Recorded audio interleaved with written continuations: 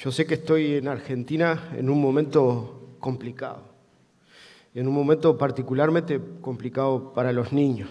Nosotros terminamos el diálogo con el Estado argentino en 2018 y entre los 6 puntos más urgentes que le pedimos al Estado que abordara eran el derecho a la supervivencia y al desarrollo. A mí me tocó decir que al cierre del discurso en la sesión que la variable de ajuste no fueran los niños. Cuando el comité fija prioridades, estos 6 temas son los 6 temas que el comité define como las cuestiones más urgentes a trabajar, porque nosotros no podemos con la cantidad de estados que tenemos como partes del tratado, no tenemos capacidad en estos momentos de hacer seguimiento de recomendaciones y por eso establecemos las 6 prioridades. Esas 6 prioridades fueron el derecho a la vida y a la supervivencia, el derecho a la supervivencia y al desarrollo, la tortura y la violencia institucional, la explotación y el abuso sexual, los niños privados del entorno familiar y la justicia penal juvenil. Nosotros hacemos las recomendaciones y los estados se someten voluntariamente, son los que crean los órganos, son los que crean los tratados y se someten voluntariamente bajo el principio de buena fe al cumplimiento de lo que allí se dice. Pero desde que nosotros formulamos las recomendaciones, y no quiero ser exhaustivo porque me pierdo, este país se perdió la posibilidad de aprobar una ley de interrupción voluntaria del embarazo de acuerdo a la recomendación que le formulara el comité. Presentó un proyecto de ley de responsabilidad penal juvenil que contraría lo que el comité le dijo que había que aprobar una ley de responsabilidad juvenil para sacarse la ley del patronato, pero que esa ley no debería significar una baja de la edad de imputabilidad y un aumento de penas. Y el tema socioeconómico que fue particularmente abordado durante el diálogo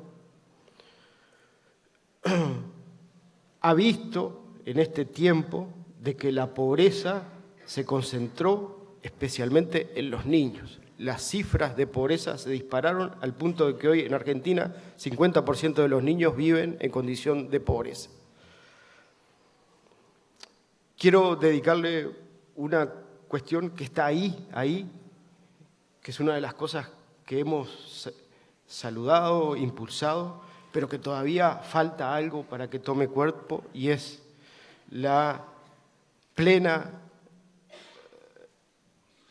el pleno establecimiento de la Defensoría del Niño, que ya tiene a su defensora y sus adjuntos nombrados, pero que falta el trámite de ratificación del Senado. Sin eso, Argentina todavía tiene un debe en esa recomendación. Ese es el panorama a grandes rasgos de lo que uno puede observar de lo que ha sido el país. Lamentablemente, en este escenario, el mensaje que se le da a los niños es un mensaje muy parecido al que está escrito cuando la barca de Caronte ingresa al infierno y que en el arco dice: pierdan la esperanza los que entran. Los niños en Argentina, el mensaje que se le está transmitiendo hoy es: caes en la pobreza, caes en el sistema penal, perdé la esperanza. No hay vuelta atrás.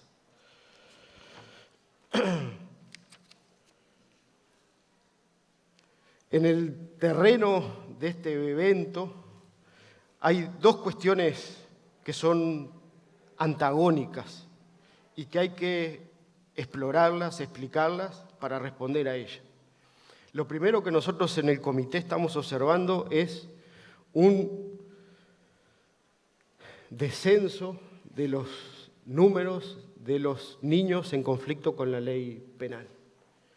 Las cifras de niños en la justicia penal está descendiendo. Hay explicaciones, pero hay que profundizar los estudios para ver. Una de las explicaciones es que hoy los mecanismos de control pasan por los celulares, los videojuegos, y a los niños se los tiene atados a eso y bastante distraídos y controlados. Pero también obedece a otras cuestiones, como la baja en la persecución policial de determinados delitos, pero hay que estudiarlos. Rosario no es la excepción, los datos que presenta el informe indican una baja en la cosa, pero concomitantemente a la baja se observa otra cosa que debe ser analizada y estudiada, y es un continuo, y es que la opción preferente de los sistemas de justicia sigue siendo la privación de libertad. Y a esa regla de utilización de la privación de libertad como la primer medida no escapa ningún país de la región. Descienden los números de los niños en conflicto con la ley, pero el número de privación de libertad aumenta o se mantiene. Ahora en este mes, en la Asamblea General, Manfred Novak, el ex relator contra la tortura, se le encargó la realización de un informe sobre la privación de libertad en niños. Es un informe que toma la privación de libertad a partir de las definiciones de las reglas de Naciones Unidas, tiene una comprensión amplia de la detención, lo único que no utiliza la detención de niños por grupos terroristas o paramilitares, pero sí en todo en el amplio espectro desde internaciones por protección hasta el encierro puro y duro. Ese informe es un informe que revela algunas cifras, como por ejemplo de que por año en el mundo 410.000 niños son privados de libertad, que anualmente 1 millón de niños son detenidos por la policía y están en centros policiales de detención preventiva sin pasar a juicio. De que un día cualquiera, en este instante, entre 160.000 y 250.000 niños son detenidos. La Administración de Justicia sigue usando a la privación de libertad como la sanción preferida. En esto hay responsabilidad de operadores del sistema de justicia, llámense jueces, defensores y fiscales. Fallan los sistemas de bienestar que deberían intervenir preventivamente para que los niños no caigan en el sistema de justicia. Pero también faltan las redes de sostén y apoyo a las familias para que puedan encarar los conflictos que hoy los trata el sistema penal. Hay un auge de la criminalización por parte de los actores políticos. Es un tema que da crédito, da réditos políticos, genera consensos instantáneos y da visibilidad mediática. Los actores políticos han usado preferentemente la baja de la edad, el aumento de penas, como el leitmotiv de sus campañas de ley y orden. Los centros de detención siguen siendo depósitos de adolescentes en donde reina el ocio compulsivo, la medicación psiquiátrica como un mecanismo de contención, depósitos de adolescentes en donde lo educativo no aparece por ningún costado. Ante la política de privación de libertad, los estados recurren, ante el fracaso de las políticas de privación de libertad, los estados recurren preferentemente a mayor represión. Hay una ausencia de una mirada específica de la respuesta penal hacia las personas menores de 18 años. Yo decía hace poco en el Congreso argentino que el derecho penal juvenil no es un derecho chiquito, no es un apéndice del adulto. El derecho penal juvenil necesita de una construcción dogmática y doctrinaria que reconozca que la respuesta penal debe basarse en una construcción específica. Y el sistema es un continuum del derecho penal adulto. En la mayoría de los países, las tipificaciones son tipificaciones delegadas a las figuras penales de los códigos penales adultos. Los tiempos de detención, las penas, están pensadas desde la lógica de los adultos. El tiempo y el espacio no se piensa desde la dimensión de una persona menor de 18 años. Siempre la lógica del tiempo y el espacio es la lógica del adulto. El niño no es un adulto en miniatura, y eso, si uno se quiere remontar, lo sabemos desde los estudios de Philippe Ariès. Y se tiene que reconocer esa especificidad para montar leyes específicas, tribunales específicos, defensas y fiscalías preparadas y especializadas. A mí hace un rato Germán me decía, la especialización no significa recibir un cursito, sino que la especialización es desarrollar una estructura institucional que dé respuesta a las personas menores de 18 años.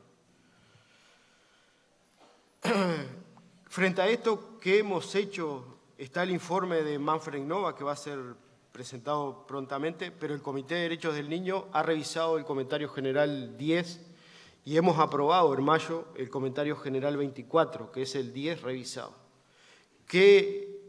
¿Por qué? Porque una de las constataciones era que el Comentario General proponía líneas, el Comentario General 10 del año 2007 proponía líneas de trabajo que permanentemente eran socavadas por planteos de reducción de la edad de imputabilidad, aumento de penas,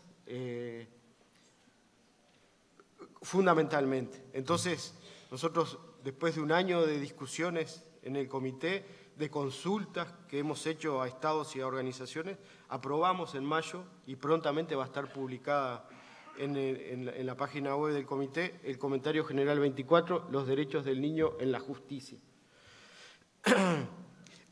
Como novedad, hemos elevado la edad de comienzo de la responsabilidad penal a los 14 años.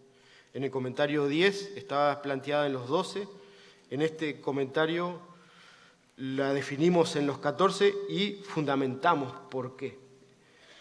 Hay dos motivos. Uno es la capacidad de comprensión de lo que la institución, el sistema de justicia le quiere reprochar al adolescente y su capacidad de comprensión de esa maquinaria judicial que se pone en funcionamiento cuando se le reprocha un delito.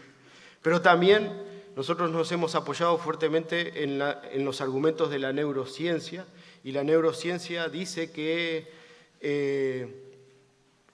los adolescentes viven en ese momento de la vida una de las podas sinápticas más fuertes y no es sino hasta entrados los 20 años que tienen una cabal comprensión de los efectos de su conducta en relación a terceros. Entonces, fundamentados en eso, hemos planteado de que el comienzo de la edad penal no debería fijarse en una edad menor a los 14 años. Nosotros tenemos estados que hoy tienen, estados africanos, algunos estados europeos, que tienen la edad en 7, 8 y 9 años de comienzo de la responsabilidad penal. Y cuando hablamos para los 197 estados y comprendemos esa variedad de situaciones.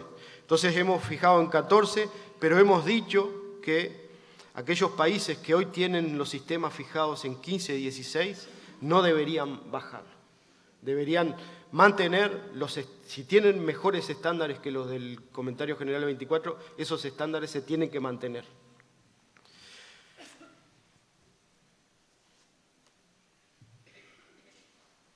En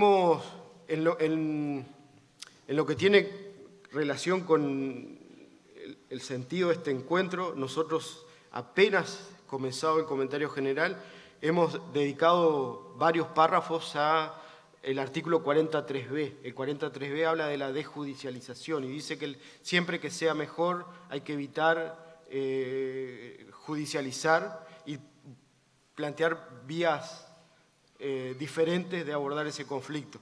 Le hemos dedicado bastante tiempo y párrafos, que en Naciones Unidas la cantidad de palabras es cara y por eso vale mucho, aunque parezca poco, a la remisión y a la desviación. Nosotros planteamos que siempre, en todas las instancias del proceso, se debe pensar, antes, durante y después, se debe pensar en desviar, remitir, la remisión se llama aquí en América, en nuestra región.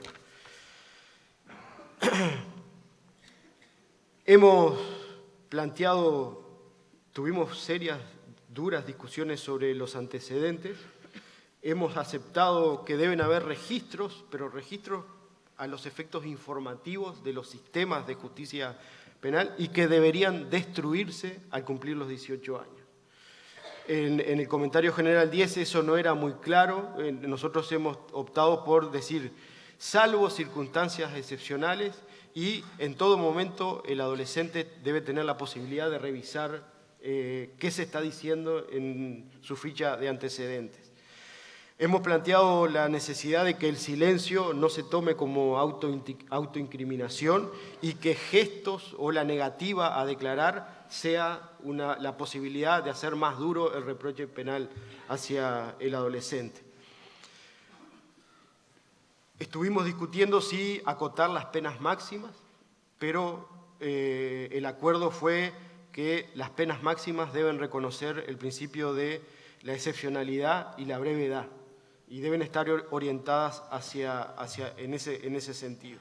Y tenemos un párrafo 82, 83, en donde citamos al relator especial sobre el derecho a la salud, que en abril del 2018, cuando nosotros estábamos discutiendo eso, elabora un informe a la Asamblea General e indica de los impactos negativos de la privación de libertad y sugiere abolir la detención de niños y abolir las cárceles en niños. Textualmente se los puedo leer porque nosotros, el Comité de Derechos del Niño, junto con el Comité de Trabajadores Migrantes, habíamos dicho en nuestro comentario general conjunto de que la detención por migración debe abolirse en la ley y la práctica.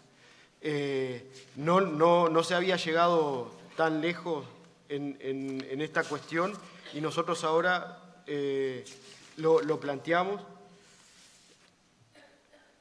porque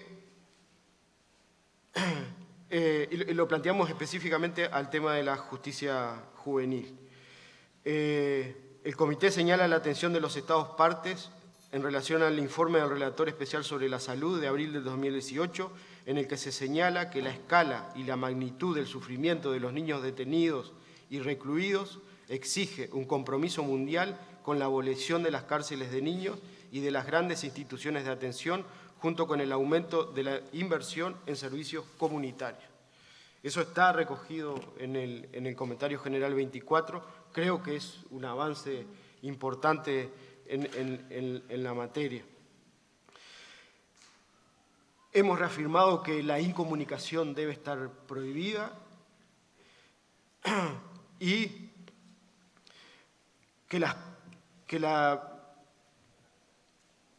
que hay penas que no son perpetuas, pero que equivalen a las perpetuas y que deberían tener la posibilidad de revisarse para la vida en comunidad. Nosotros hemos eliminado, el comité ha eliminado la forma de nombrar a las penas alternativas, a las sanciones alternativas, desde varias recomendaciones. Nosotros ya no hablamos más de medidas privativas de libertad y medidas alternativas, hablamos de non-custodial measure y custodial measure, medidas privativas y no privativas de libertad. Al comité utilizar alternativas estaba como indicando que la privación de libertad era la regla.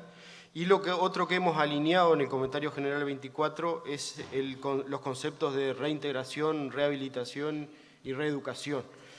En las observaciones a los estados latinoamericanos habíamos aceptado eliminar la palabra rehabilitación y reeducación.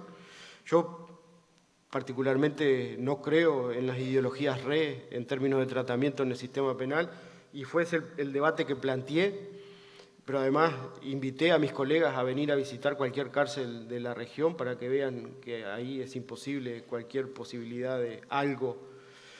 Y lo que hemos aceptado es incorporar el concepto de reintegración, que es un concepto de la Convención, pero que además se plantea desde una perspectiva crítica, se saca al niño de su entorno y lo que hay que pensar es en volverlo lo más rápido posible.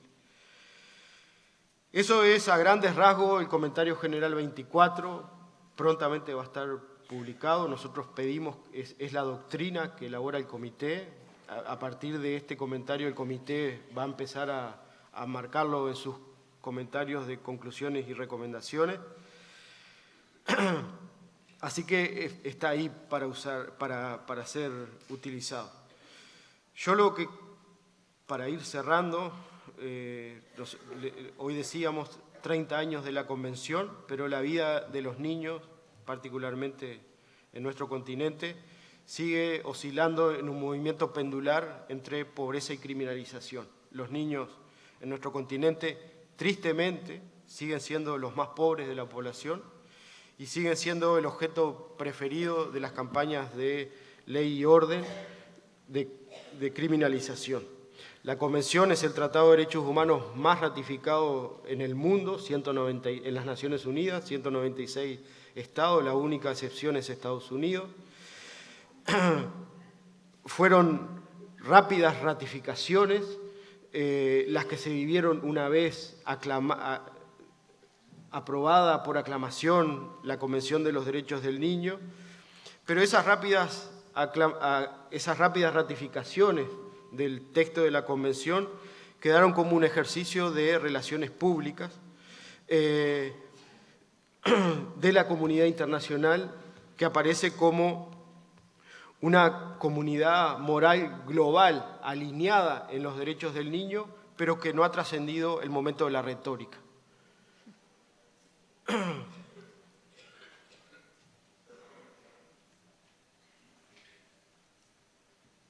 Declama los estados al ratificar la Convención de los Derechos del Niño, declaman que combaten las injusticias y las desigualdades en la infancia, y una condición que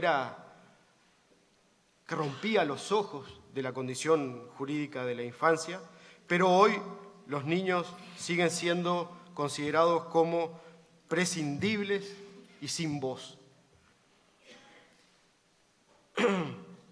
La expresión en términos irracionales del castigo a través de la cárcel y de la expansión de los sistemas penales hacen posible una premonición de Giorgio Agamben.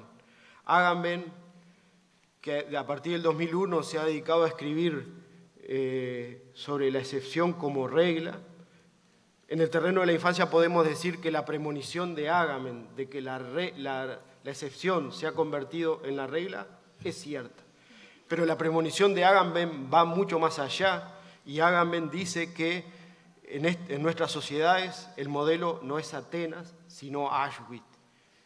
Y en esa situación, sistemas penales descontrolados, desbocados, como son los que se quieren instalar en nuestra región, el modelo es Auschwitz. La reacción de los comités ha sido esta, dar argumentos para frenar las expansiones de los sistemas penales. Creo que nosotros necesitamos de actores comprometidos para que algo nuevo pueda surgir. Eduardo Bustelo, un conterráneo de ustedes, él escribió un libro que hablaba sobre el recreo de la infancia, y al final decía, tenemos que trabajar por el recreo de la infancia. Y el recreo de la infancia es ese momento en donde la infancia sometida al poder adulto se libera y ahí los vínculos son comunicantes, horizontales, hasta que suena la campana y vuelven a la clase y vuelven a estar sometidos a la adultez. Entonces usted lo decía, ¿quién puede desprenderse de semejante responsabilidad de trabajar por el recreo de la infancia, que va a ser un tiempo posterior a mi tiempo? Y es el tiempo de los que vienen atrás. Entonces, yo termino esta presentación contando una historia que la aprendí en un librito de Slavoj Žižek, que se llama 7 cuestiones marginales sobre violencia. Ahí Žižek cuenta de un encuentro que no ocurrió, es una historia, pero es una linda historia. Y es el encuentro de Picasso con los servicios de inteligencia del franquismo, cuando Picasso estaba terminando de pintar el Guernica. Dice que entran al taller de Picasso y quedan extasiados viendo ese Guernica a medio pintar. Y lo único que atinan a decirle a Picasso es: ¿eso lo hizo usted? Y Picasso los mira y le dice: no, eso lo hicieron ustedes. Ese no debería ser el diálogo que se repita entre la niñez y los adultos. Y para eso tenemos que comprometernos para remover las estructuras. Muchas gracias.